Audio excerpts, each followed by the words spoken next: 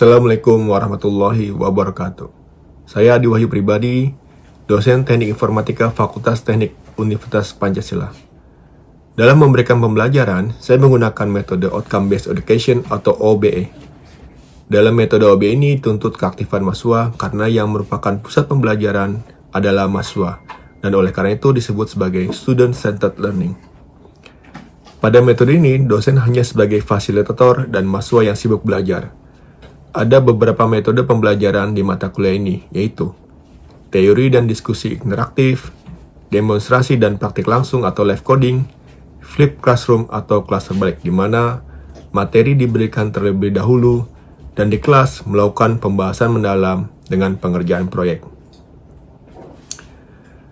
Pada setiap pertemuan, yang dilakukan terdiri dari dua bagian, yaitu bagian pertama, pemaparan dari dosen yang berisi pembukaan, dijelaskan pelajaran sebelumnya dan capaian pembelajaran, penyajian materi, dan terakhir adalah penutup yang merangkum materi yang dibahas, menilai capaian hasil belajar, serta informasi materi pertemuan selanjutnya. Pada bagian kedua adalah keaktifan mahasiswa. Bagian inilah yang tidak sama untuk semua pertemuan tergantung akan hasil pembelajaran yang akan dicapai. Semua materi ajar disimpan di LMS agar mahasiswa dapat mengaksesnya kapan saja. Untuk referensi, saya menggunakan buku teks dan berbagai video tutorial yang tersedia di internet. Selama perkuliahan, dosen dan mahasiswa bisa berdiskusi langsung di dalam kelas maupun di luar kelas. Untuk interaksi di luar kelas terhadap grup WA mata kuliah. Dengan adanya grup WA ini, maka interaksi antara dosen dan mahasiswa menjadi lebih luas. Penilaian akhir mata kuliah ini terdiri atas partisipasi aktif sebanyak 20%, UTS 20%, project 30%, dan UAS 30%. Salah satu partisipasi aktif mahasiswa adalah mengerjakan tugas. Bobot masing-masing komponen akan diberikan pada awal kuliah. Khusus untuk tugas, saya menyediakan panduan tugas dan bobot penilaian agar penilaian bersifat objektif. Panduan pilihan tugas diberikan pada awal kuliah. Mata kuliah yang saya ampu adalah pemrograman berorientasi objek. Tujuan mata kuliah ini adalah setelah mahasiswa menyelesaikan mata kuliah ini, mahasiswa mampu memahami dan menjelaskan prinsip-prinsip dasar OOP, merancang struktur kelas dan relasi objek sesuai kebutuhan sistem, mengimplementasikan program Java berorientasi objek menggunakan package, abstrak, interface, Lambda Expression, dan Collection Framework. Prasyarat mata kuliah ini adalah mata kuliah algoritma dan pemrograman dan praktikum algoritma dan pemrograman. Terdapat 4 CPL yang dibebankan pada mata kuliah ini, yaitu CPL 01, memiliki pengetahuan yang memadai terkait cara kerja sistem komputer dan mampu menerapkan atau menggunakan berbagai algoritma atau metode untuk memecahkan masalah pada suatu organisasi. CPL 02 memiliki kompetensi untuk menganalisis persoalan komputing yang kompleks untuk mengidentifikasi solusi pengelolaan proyek teknologi bidang informatika atau ilmu komputer dengan mempertimbangkan wawasan perkembangan ilmu transdisiplin. CPL 04 kemampuan mengimplementasi kebutuhan komputing dengan mempertimbangkan berbagai metode atau algoritma yang sesuai. CPL 09 menunjukkan sikap profesional dalam bentuk kepatuhan pada etika profesi, kemampuan bekerjasama dalam tim multidisiplin, pemahaman tentang pembelajaran sepanjang hayat, dan respon terhadap isu sosial dan perkembangan teknologi. Adapun CPMK pada mata kuliah ini adalah CPMK 012, mampu menerapkan atau menggunakan berbagai algoritma atau metode untuk memecahkan masalah pada suatu organisasi. Dari CPMK tersebut diturunkan menjadi 8 sub CPMK, yaitu mahasiswa mampu menerangkan konsep dasar pemrograman berorientasi objek, mahasiswa mampu menjelaskan konsep inheritance, mahasiswa mampu menjelaskan relasi antar objek, mahasiswa mampu menjelaskan konsep abstrak dan interface, mahasiswa mampu menjelaskan konsep Java package, mahasiswa mampu menjelaskan konsep static keyword, mahasiswa mampu menjelaskan konsep lambda, anonymous object, dan nested class. Dan terakhir, mahasiswa mampu menganalisa studi kasus ATM atau anjungan tunai mandiri. Sub CPMK dipenuhi oleh satu atau lebih pertemuan, yaitu sub CPMK 1 pada pertemuan pertama, sub CPMK kedua pada pertemuan kedua dan ketiga, sub CPMK 3 pada pertemuan keempat, sub CPMK 4 pada pertemuan kelima, keenam, dan ketujuh, sub CPMK 5 pada pertemuan ke-9 dan ke-10, sub CPMK 6 pada pertemuan ke-11 dan ke-12, sub CPMK 7 pada pertemuan ke-13, ke-14, dan terakhir sub CPMK 8 pada pertemuan ke-15. Dalam video demonstrasi ini, saya akan memaparkan materi pertemuan kedua, yaitu membahas tentang interface dan implementasinya di Java. Sub CPMK pada pertemuan ini adalah mahasiswa mampu menjelaskan konsep interface, dan berikut adalah videonya. Selamat pagi, kita lanjut ke materi berikutnya tentang inheritance ya. Inheritance. Kita review dulu pertemuan lalu, kita sudah belajar mengenai apa itu kelas, objek, atribut, metode, dan instantiate object ya. Jadi kelas itu adalah konsepnya, objeknya itu adalah perwujudan dari kelas. Nah, kelas itu dia punya yang namanya atribut dan metode dan dibungkus menjadi sebuah kelas ya. Nah, tapi itu hanya berupa konsep, tidak akan menjadi objek kalau tidak kita instantiate. Jadi ada instantiate object ya. Jadi kelas, instantiate object, baru menjadi objek. Itu review yang minggu lalu. Nah, kemarin juga kita sudah mempelajari bahwa implementasinya menggunakan Java ya, dan tools yang kita gunakan adalah Visual Code dengan plugin Java. Nah, kita masuk ke sub CPMK keempat. Mahasiswa mampu mengimplementasikan konsep inheritance pada bahasa Java ya. Jadi nanti kita di sini akan mempelajari apa itu parent class, child class, terus kita akan implementasi contoh ya, karyawan, parent class, dan dosen sebagai child class ya. Jadi dosen itu juga karyawan gitu ya, cuman khusus untuk dosen itu ada tugas misalnya mengajar ya, atau membimbing mahasiswa, beda dengan karyawan-karyawan lain yang tidak ada tugas mengajarnya.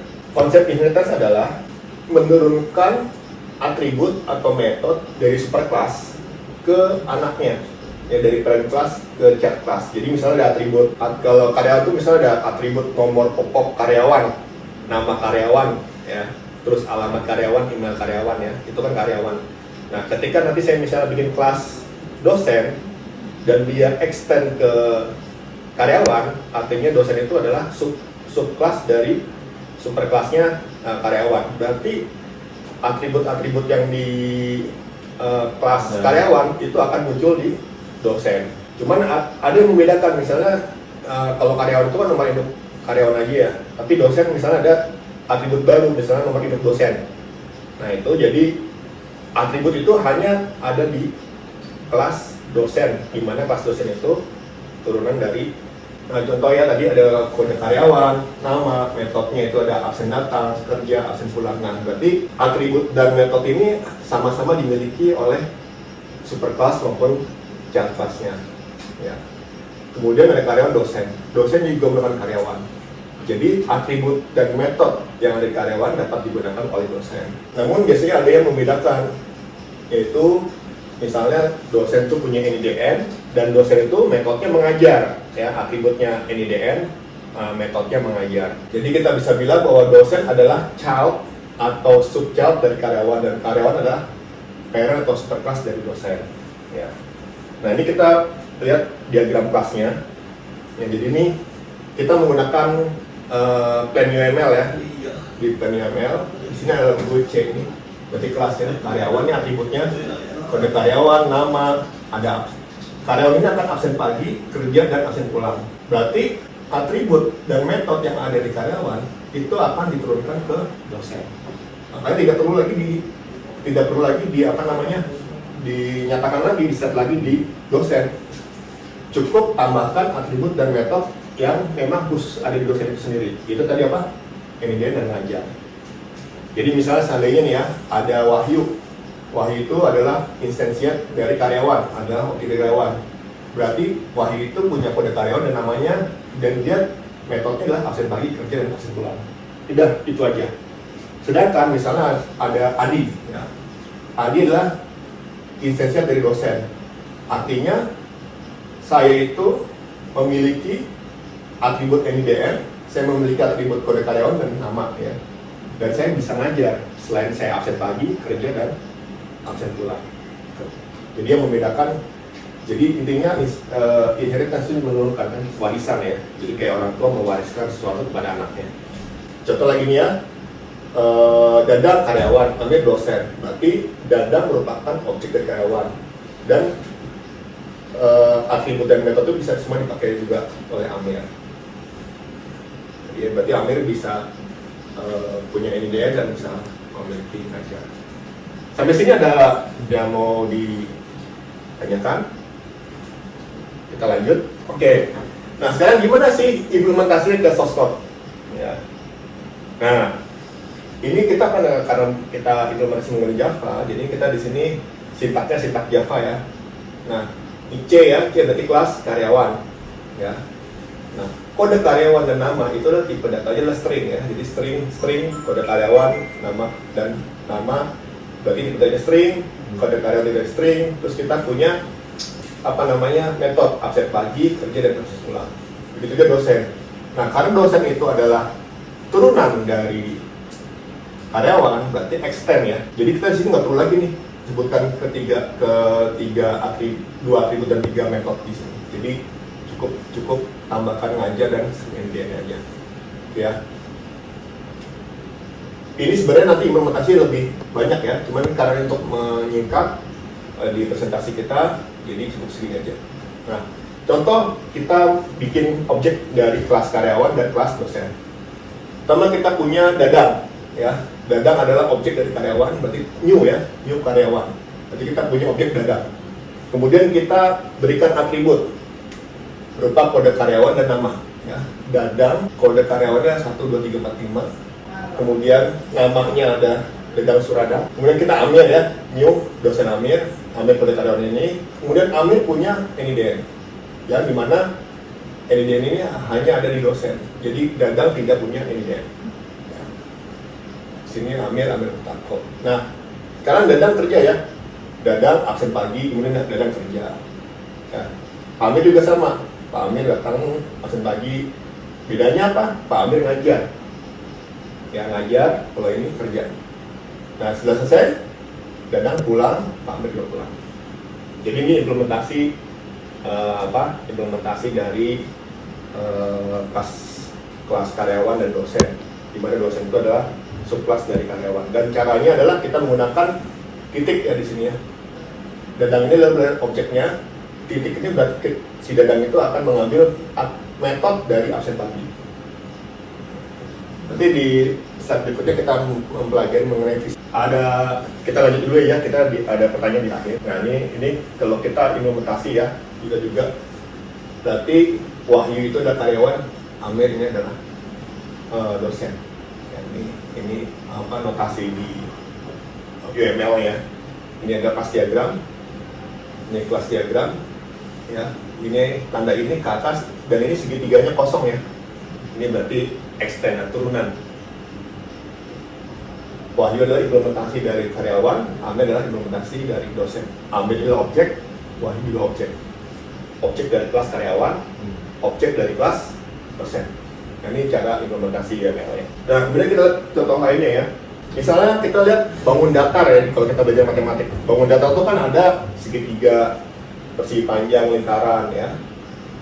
Terus semua bangun datar pasti kan kita bisa menghitung luas dan menghitung kelilingnya kan. Kita bisa menghitung keliling segitiga, menghitung keliling lingkaran, menghitung keliling persegi panjang. Kemudian kita juga bisa menghitung luas segitiga, luas persegi panjang, luas lingkaran. Ya. Dari sini sebenarnya kita bisa bikin superkelasnya apa? Bangun datar ya. Nanti turunannya adalah masing-masing ini. Nanti berarti kita punya atribut yang berbeda-beda ya. Misalnya kalau lingkaran itu ada jari-jari, ya kan? Kalau di segitiga ada alas, ada tinggi ya. Kalau persegi panjang adalah sisi sama panjang. Tapi metodenya sama ya. Metodenya adalah keliling sama luas. Cuman implementasi beda-beda di antara di antara childnya. Nah, itu harus beda-beda. Ya. Nah, ini. Kita lanjut. Nah, kita gambar kelas diagramnya menggunakan Plan UML ya. Bangun daftar ya, kita punya metode keliling dan luas. Nah, berarti keliling dan luas akan dipakai di masing-masing ini. Dipakai di segitiga, persegi panjang, lingkaran. Ya. Kemudian, tapi yang membedakan apa? Ininya. Atributnya. Ya. Dia alas, tinggi, panjang, lebar, ini jari-jari. Ya nih, nah kita pakai tipe 2 ini berarti tipe datanya alas dan float atau bilangan real ya. Ini tinggi bilangan real, bilangan real saja. Bisa kesenggol bahwa segitiga, persegi panjang, dan lingkaran dapat menggunakan metode keliling dan luas. Namun untuk menghitung keliling dan luas, masing-masing bangun datar di atas menggunakan rumus yang berbeda-beda kan. Jadi implementasinya beda-beda. Nah ini kalau kalian mau lebih detail lagi mengenai teori ini, kalian bisa mengunjungi petanikodel.com/java-op-inheritance. Ini sebenarnya paling dasar konsep dari inheritance. Terus ciri khas lagi dari dari inheritance itu ada namanya method overloading. Ya, method overloading itu adalah kita buat nama metodenya sama, ya, nama metodenya sama, tapi isi dari metode itu atau instruksi dari masing-masing metode itu berbeda. Jadi patternnya apa, childnya apa, makanya disebut method overriding, ditimpa gitu ya, menimpa metode patternnya, metode override, impak gitu ya. Jadi kalau misalnya patternnya misalnya berjalan, ya misalnya aktivitas ya, isinya berjalan, tapi aktivitas anaknya itu mungkin lari. Jadi ketika saya bikin objek anak, ketika kita misal panggil metodenya aktivitas, dia akan berlari. Sedangkan kalau misalnya kita bikin objek orang tua, terus manggil metodenya aktivitas, dia mungkin akan berjalan. Makanya dia akan di override sama metode anaknya. Itu istilah metode overloading. Tadi juga sama kan tadi yang sama kan keliling dan menghitung keliling dan menghitung luas dari bangunan datar itu akan di override sama metode-metode segitiga, metode lingkaran, sama metode apa tadi? Terakhir tadi metode persegi panjang ya, itu akan ditimpa. Contoh lagi nih ya, pada kelas karyawan, ini misalnya kalau kita bikin metodenya sama ya, ada metode kerja. Nah, isinya ya, saya kerja di gedung Fakultas Teknik. Kemudian ada child, dosen. Metodenya itu sama, kerja. Tapi ketika misalnya saya dosen, Adi, ketika saya klik manggil metode kerja, itu bukan kerja di Fakultas Teknik, tapi sedang mengajar gitu ya. Atau saya sedang rapat di ruangan prodi. Ya. Kita bisa bilang bahwa kerja di dosen itu menimpa atau override metode kerja di karyawan. Sedangkan metode kerja di karyawan itu ditimpa atau overriding oleh metode kerja. Jadi istilahnya overriding sama overriding. Jadi kata kerja aktif sama pasif. Overriding itu berarti yang aktif, yang nimpa ya si dosen, si karyawan itu di overriding, ditimpa gitu ya. Di sini ada namanya Java modifier. Modifier itu apa? Jadi intinya kan kita kalau namanya belajar kelas objek itu artinya kita punya atribut dan metode itu kan di encapsulation ya, dibungkus. Jadi satu kesatuan gitu ya. Jadi atribut dan metode itu ya punya objek itu tidak akan tertukar dengan yang lainnya. Nah, cuma nanti kan ketika nanti di dunia nyata itu kadang-kadang siapa sih yang boleh mengakses si atribut dari objek ini, siapa sih yang boleh mengakses metode dari objek itu, maka muncul istilah modifier. Ya, siapa yang bisa modify itu dari atribut dan metode yang ada di kelas itu, nanti objek itu. Jadi istilah modifier. Ya. Nah, kita di sini ada namanya ada modifier public, ada private, dan protected. Kalau public, artinya selama kita tahu dia punya atribut apa, metode apa, kita bisa langsung manggil atribut dan metodenya. Ya. Dan itu akan langsung dilaksanakan, langsung dieksekusi. Itu makanya disebut public. Kalau private, kita kasih tanda private ya, berarti hanya objek itu aja yang bisa memanggil, pakai. Kalau protected berarti tidak dari luar tapi turunannya bisa pakai ya. Jadi kita bisa di sini kalau public kita menggunakan tanda plus, private minus, protected menggunakan tanda tagar ya. Y artinya bisa diakses, N artinya tidak bisa diakses, 11 artinya bisa artinya pelaksana ya. Router is seluruh package ya. Nah, kalau kita ada public nih ya, modifier public nih, berarti kelas bisa pakai, package bisa, 11 bisa, module bisa. Kalau protected ya, di kelasnya sendiri bisa, ya di package bisa, subkelasnya bisa. Tapi di world tidak bisa. Kalau private berarti cuma di kelasnya sendiri, di packet nggak bisa, di turunin nggak bisa, di world nggak bisa. Kalau tidak ada modifier kodenya, ya kalau di Java itu berarti cuma di kelas sama di package saja. Di subclass dan di world itu tidak bisa. Oke, dia akan error ya, bisa error. Jadi kalau di kelas diagram, kalau tanda ini artinya apa? Kalau hijaunya berarti public ya. Kalau ini berarti private. Kalau ini berarti protected. Ya. Tapi kalau kita nulis aja cukup pakai minus plus sama tanda pagar ya. Kalau ini implementasinya nih kayak gini. Kita menggunakan PlanYML. Mungkin software lain mirip-mirip ya, dia punya standarisasi, tapi intinya sama, ada istilahnya protected, private, dan public. Nah, sekarang gimana implementasinya? Nah, tadi ya, karena tadi karyawan kode dan nama itu bisa diwariskan ke anaknya, maka kita menggunakan protected ya. Sedangkan absen pagi, kerja, absen pulang, dan konstruktor itu kita menggunakan public semua. Ya. Jadi bisa absen pagi, nama absen pagi, nama sedang bekerja, nama absen pulang. Ya. Jadi kalau misal get info, karyawan, kodenya apa, namanya siapa. Jadi itu untuk dapetin info dari si karyawan itu. Ini adalah kita membuat kelas karyawan ya, terus kita nanti kelas dosennya. Nah, extend karyawan. Ini DN private ya. Terus kita ada konstruktor dosen, ada set intinya ngasih ngasih parameter NIDN ke dosen ya. Nah, ini ya, lihat ya. Ini kan string NIDN private ya. Artinya dia tidak akan bisa diakses di luar.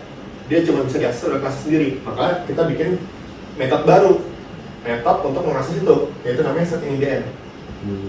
Ya, masukin NIDN, maka this NIDN sama dengan NIDN. Berarti NIDN punya dari si objek itu akan diberikan nilai dari, jadi nggak sembarangan bisa mengakses. Ya. Nah, ini get NIDN ngajar ya. Nah, ini kan berbeda ya, sedang mengajar. Ini NIDN. Jadi ada tambahan NIDN. Nah, ini get info juga sama. Nah, ya ini kan ada super ya. Artinya kita akan menggunakan get info yang ada di parent ya. Super get info. Jadi get info manggil get info yang ada di kelas karyawan. Ditambahin nih, jadi kalau misalnya get info di dosen, selain ada nomor pokok dan nama, juga ada namanya NIDN. Itu yang bedain. Sekarang kita implementasinya nih. Implementasinya ya ada Rido dan Amir ya. Nah, Rido kita masukin nih konstruktor nomor karyawannya 123 namanya Rido ya. Kita bisa get info absen pagi, kerja, dan pulang. Amir ada nomor karyawan, ada NIDN dan namanya ya. Jadi get info ya, ketika masalah get info dia muncul nih Amir, kode karyawannya 123, namanya Amir, NIDN tinggi gua. Beda kan dengan Rido cuma dua ini ya. Jadi ketika ketika di running itu absen pagi, bekerja, ngajar. Kalau Rido pagi, kerja, dan pulang. Kita pagi, kerja, ngajar, dan pulang. Nah, sebagai penutup ya, kita udah ngerti ya, sederhana ya tentang konsep inheritance. Contohnya kita dari karyawan dan dosen. Implementasinya adalah objek, kita bikin kelas dan objek karyawan dan dosen ya di Java. Nah, untuk pertemuan berikutnya, relasi antar objek. Jadi kan nggak mungkin objek berdiri sendiri ya. Tadi aja dosen aja interaksinya sebagai turunan dari karyawan kan. Nanti bisa jadi misalnya ada objek orang, ada objek mobil ya.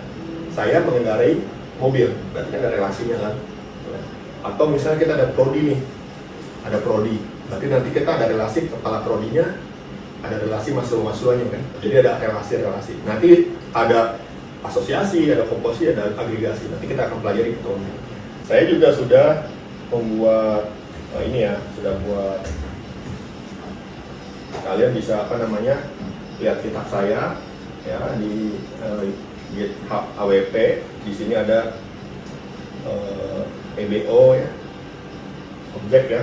Sini ada inheritance yang tadi ya, dosen sosmednya. Bisa kalian apa? Ini sosmednya. Oke, sampai sini ada pertanyaan? Pak. Ya, Pak. Jadi kan tadi kita bahas tentang yang bangun datar terus diimplementasikan di segitiga, lingkaran, dan persegi ya. Ya. Nah cuman kalau misalkan kita pakai konsep abstrak tuh bisa nggak Pak? Jadi abstraknya itu adalah bangun datarnya terus diimplementasikan oleh segitiga, lingkaran gitu. Bisa. Cuma nanti itu di pertemuan keberapa ya. Tapi sebenarnya konsep abstrak itu adalah abstrak itu tidak boleh dijadikan objek. Objek. Jadi misalnya ada atribut dan ada metode, kita definisikan sebagai abstrak. Ya. Berarti di kelas abstrak itu tidak ada implementasinya. Jadi misalnya tadi kan bangun datar ya. Bangun datar saya punya segitiga X dari abstrak bangun datar. Nah, di situ kan ada abstrak, misalnya keliling dan luas ya. Artinya apa? Segitiga ini wajib hukumnya mengimplementasikan keliling dan luas.